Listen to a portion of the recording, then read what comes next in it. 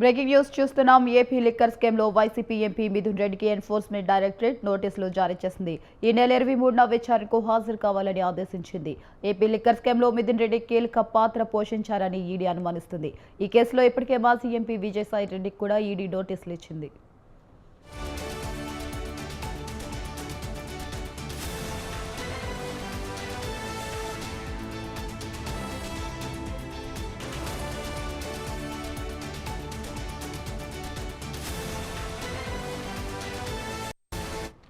AP liquor scam లో YCP MP Mithun రెడ్డికి enforcement directorate నోటీసులు జారీ చేసింది. ఈ నెల 23వ విచారణకు హాజరు కావాలని ఆదేశించింది.